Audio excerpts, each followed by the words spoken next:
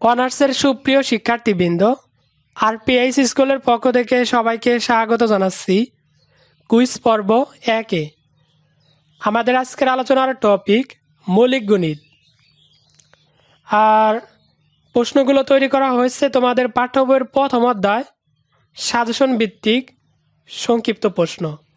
চলো তাহলে দেখে নেওয়া যাক প্রথমে কোন প্রশ্নটি সর্বাধিক কমন।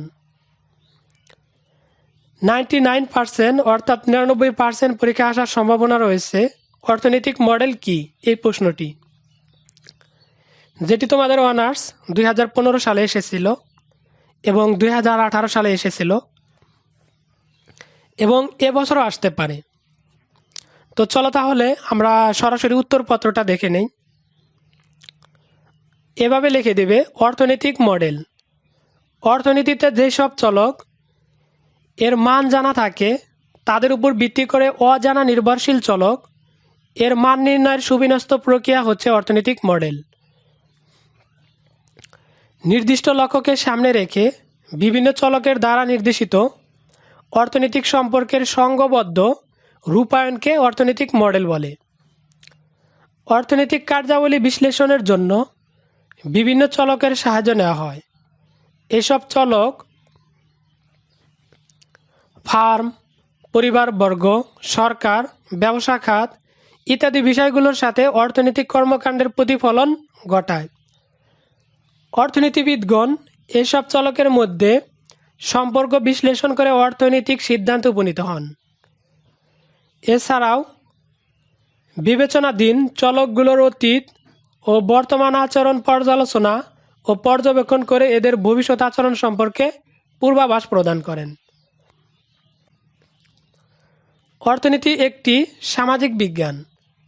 প্রাকৃতিক বিজ্ঞানের অন্যান্য বিষয়গুলোর মতো এর প্রতিটি তথ্যকে গবেষণাগারে পরীক্ষা নিরীক্ষার সুযোগ এখানে নেই। এর বিকল্প হিসাবে অর্থনীতিবিদগণ মডেল ব্যবহার করে বিভিন্ন তত্ত্বের গ্রহণযোগ্যতা পরীক্ষা নিরীক্ষা করে থাকেন। সুতরাং অর্থনৈতিক মডেল হলো বাস্তব জগতের সংক্ষিপ্ত ও সরল রূপ। এর উদ্দেশ্য হলো মানুষের অর্থনৈতিক কর্মকাণ্ড এবং আচরণ প্রতিফলিত করার পাশাপাশি যতটা সম্ভব নির্ভুল পূর্বাভাস প্রদান। যদি পারো তোমরা এটুকু লিখে দিতে পারো। এটুকু লিখলে উপরকারটুকু লেখার দরকার নেই, আর উপরকারটুকু যদি লিখে দাও তাহলে নিচেরটুকু লেখার দরকার নেই।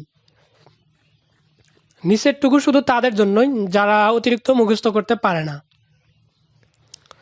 অর্থনৈতিক মডেল সাধারণত অর্থনৈতিক কার্যাবলীতে বিভিন্ন চলকের ব্যবহার হয় এবং এই চলকগুলো ফার্ম, পরিবার, ব্যবসা খাত, সরকার ও অর্থনীতির অপরাব্য খাতের সম্পর্ককে ব্যাখ্যা করে। অর্থনৈতিক মডেলগুলো ব্যষ্টিক ও সামষ্টিক এই দুই ভাগে বিভক্ত। ব্যষ্টিক অর্থনীতি বক্তা, উৎপাদক, ফার্ম, শিল্প ইত্যাদির আচরণ বিশ্লেষণ করে ব্যষ্টিক মডেল দুই ধরনের হতে পারে: স্থির মডেল ও গতিশীল মডেল। সুপ্রিয় শিক্ষার্থীবৃন্দ, কুইজ নাম্বার 2-এ আমরা হাজির হব বাস্তব সংখ্যা নিয়ে। আর যদি তোমরা বাস্তব সংখ্যাটি অলরেডি পেরে থাকো তাহলে অবশ্যই কমেন্ট বক্সে জানিয়ে দিতে পারো এবং কে কোন জেলা থেকে বলছো সেটিও অবশ্য জানিয়ে দিতে পারো।